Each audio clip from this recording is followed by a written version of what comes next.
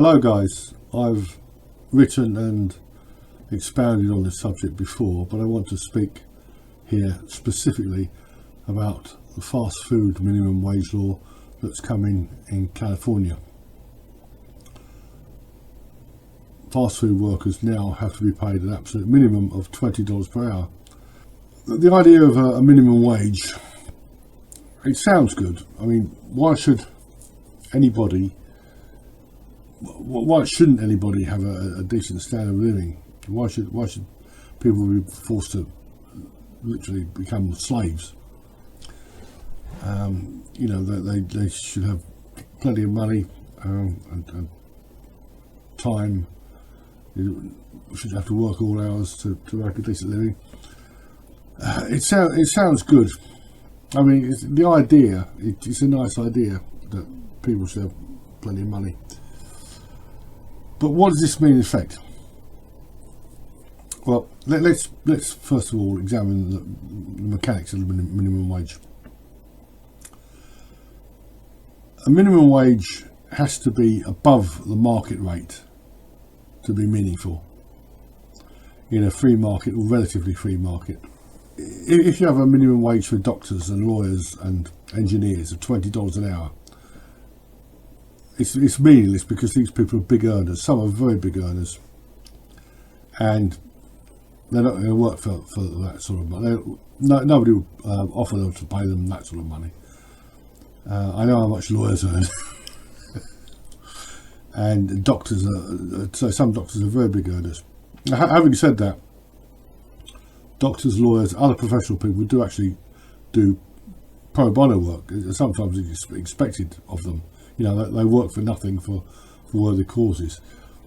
Some doctors will work a day a week in, not so much in Britain, but in America, in a charitable hospital. Lawyers will do pro bono cases. But leaving that aside, the minimum wage has to be above the market rate, or it doesn't mean anything. If it's above the market rate, that means that employers,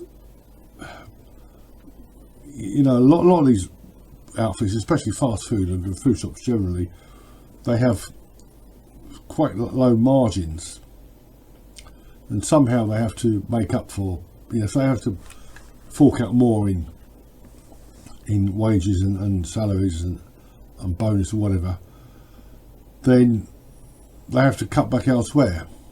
Now the ill effects of the minimum wage affect only the private sector, apparently.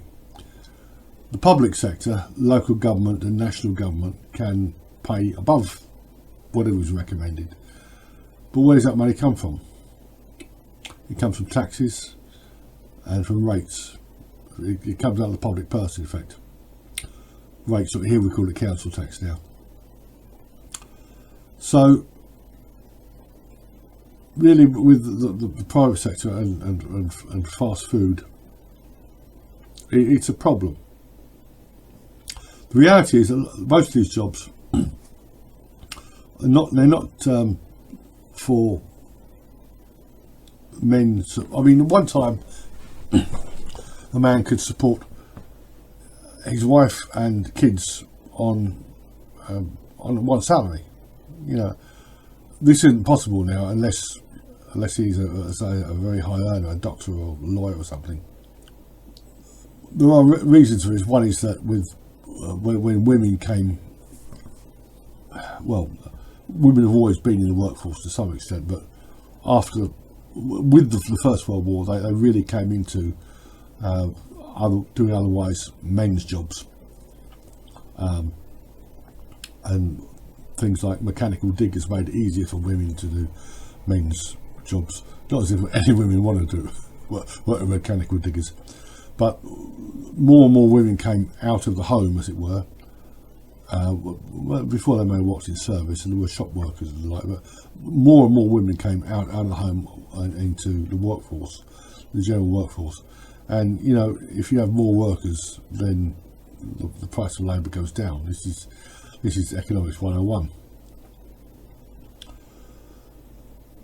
these jobs now that the employers are required to pay $20 an hour, they will be suitable for juniors, for kids, high school kids working weekends, people working part-time, housewives earning pin money. At one time, working class women, certainly in this country, they would do the odd cleaning job like 2 or 3 days a week, or maybe they'd do a couple of half days or something in a shop. High school kids would have Saturday jobs and paper rounds. So these jobs are not really fit for, what Newsom, that insidious person, and others are saying is that basically that people should be able to support a family on selling fried chicken, serving fried chicken or whatever, burgers, and it doesn't make sense. It isn't going to work. The inevitable result is shops, outlets will close, and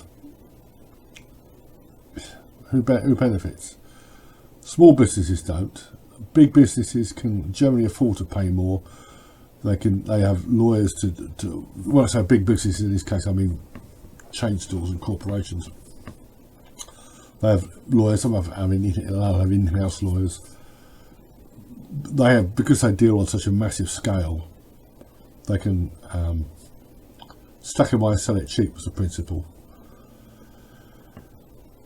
And because of this, they're less at risk. They can afford to pay more. And this is a death knell for small shopkeepers, certainly for small fast food outlets. For small shopkeepers won't be far behind. This is deliberate. This is, you can call it conspiracy if you like, but there's a collusion here between big government and big business. And at the end of the day, there'll just be big food chains. We're seeing this with the attacks on farming, which are deliberate, going on all over the world.